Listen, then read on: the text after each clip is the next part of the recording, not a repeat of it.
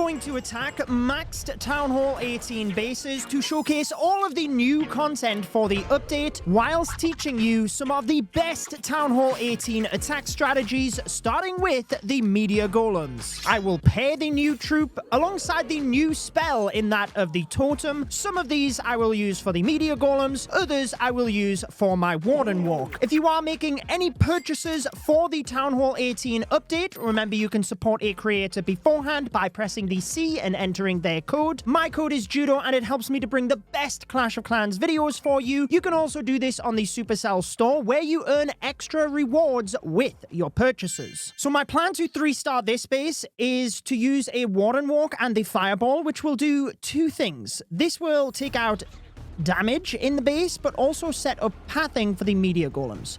So now that first defense is down, we can use an invisibility spell to turn all of these invisible.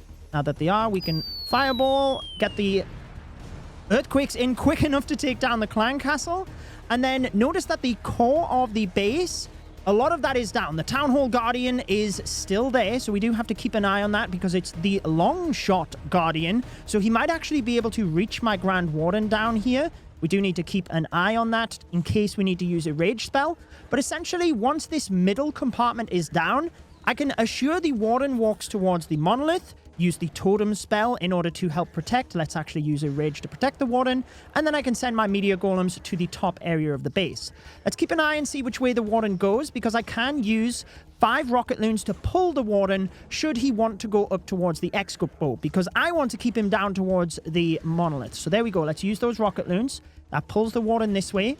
We need to make sure he's safe before I start sending in the Meteor Golems, because the enemy queen is in this location. Okay, we should actually be good here. I may use an invisibility spell. Yeah, let's use one because I don't want to lose the Warden here, and now he should be safe. We can set up this other area. Let's use a furnace at the top. That will funnel for later on. 2 Meteor Golems at the side. We can use the queen behind. She's now tanked. The troop launcher, Yeti, and Root Rider. Then at the top, we'll use another Meteor Golem for the Barbarian King. Another Yeti. And then let's send in one of the wall breakers. Keep a little eye on my Warden. Another wall breaker.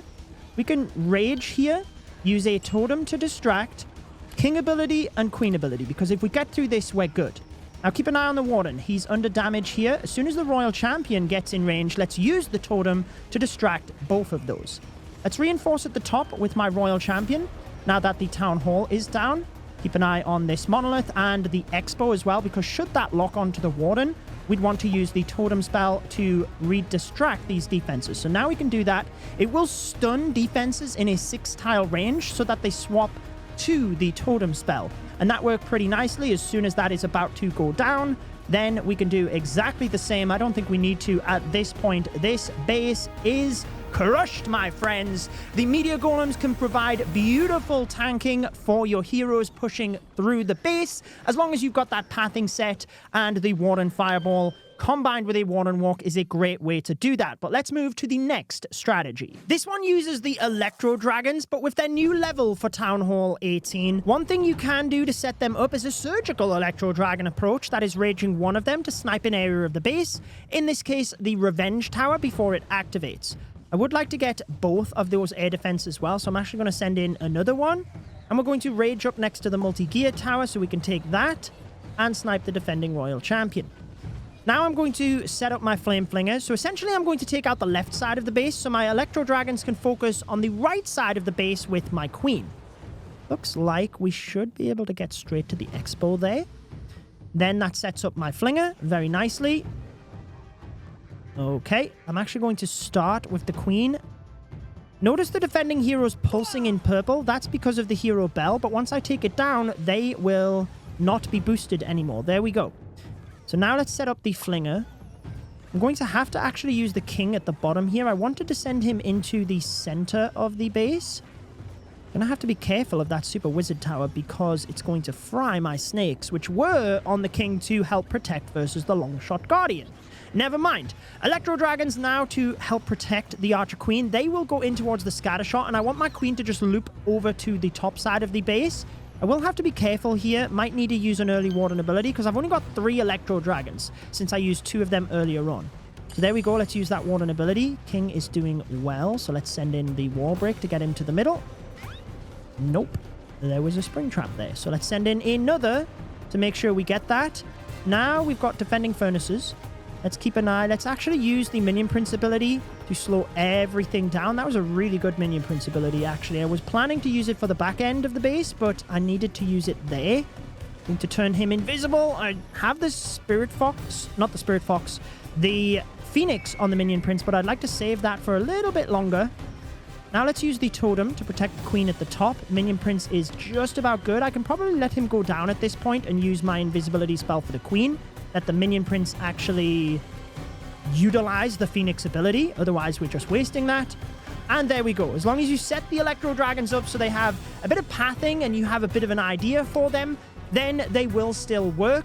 It's not a mass electro dragon attack, just spamming them in. But certainly you can still use the electro dragons at Town Hall 18. But what about the Root Riders and Valkyries? A lot of people do like that approach, along with the Royal Champion charge, so let's give it a shot. You can absolutely still get the Royal Champion dive to work, but you have to be careful of the Bomb Hive. It can hit your Royal Champion even when she's invisible, so with this army composition, I would not want to do that. Might give base builders a good opportunity to bait other areas, but I don't want to charge anywhere near that, so I'm going to come in from the side. Let's take out that bomb tower for pathing. With the invis spells, you want to use them when your timer goes from a 7 to a 6. This means the Royal Champion is visible for a split second, then the Fox takes over. Afterwards, she'll be visible for a split second, then you are equally using that next invisibility spell. When you're near some defenses, like the Monolith or the Town Hall, which fire fast, you can double cycle, which is what I'm going to do now. So I used it on the 7 and then the 3, and my Royal Champion and Spirit Fox are never visible. Let's actually turn the Monolith invisible, not the Monolith, the Inferno Tower, so we can get to the... Ooh, that was close. To the Fire Spitter. I'd used my spell a little bit fast in the first instance. Let's go with the Super Barbarian there to take out those buildings. King at the top with Witches, and we're basically going to full send into this location. So let's go with the Root Riders, Healers, Queen, Warden. Let's use the Totem. Valkyries. Let's rage here. Troop thrower. And let's send the RC into the side. I should have overgrowthed early because you have to be careful as to... Let's use the Warden ability. We don't want to lose all of those Root Riders. They were low on health. You have to be careful as to when the overgrowth is actually going to wear off as well. Because I'm using it to make sure my Root Riders are together so they can be healed through the middle of the base here. But actually I need to make sure that the overgrowth wears off when the troops are still close to that location. Let's use the King ability here. Queen ability, we can now freeze this and see how my troops are still in that location so they can move and take out the side of the base there. I've still got my Royal Champion ability. I'm just trying to see where she is because I can use that when she is out of range, probably of this bottom corner of the base. So after this Super Wizard Tower goes down, we'll pop the ability. Town Hall's not a defense, so she'll fire from a distance. All of the way over towards the other Super Wizard Tower, the Expo, and then that is going to be good to go. You basically can use your Super Barbarians on the outside to take out defensive buildings, to keep your Root Riders in the base, or you can use them to take out non-defensive buildings. Maybe you want to path your King or Queen into the base, but the Root Riders absolutely still work, even though they didn't get an extra level. You just have to create the pathing to keep them close together so the healers can do their job. And to be honest, I'm glad that the strategy still works for those of you that do enjoy it. Saving one of the best until last. This is your Queen charge and Warden charge into the new Meteor Golems. So we've seen this a lot at Town Hall 17, setting up Root Rider approaches. You can still do that. You can do the Root Riders as I just showed.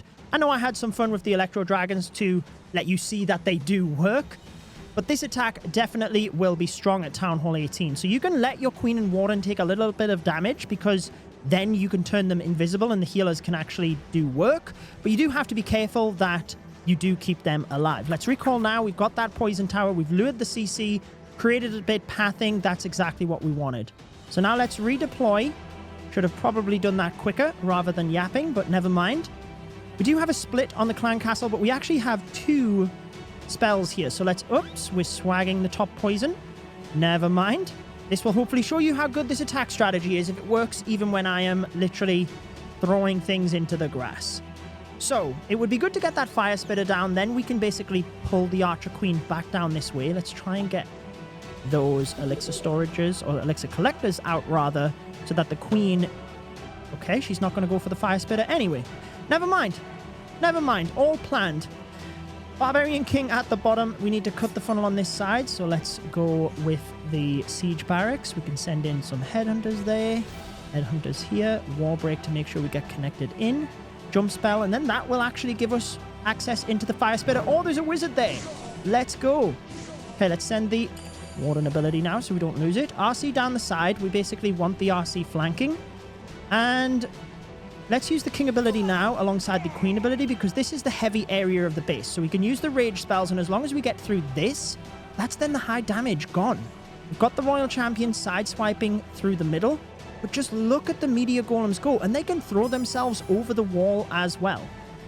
So, with the royal champion, that's the key here. We can use the rage on her, we can use the invisibility spells on her, and she still has her ability for this monolith as well.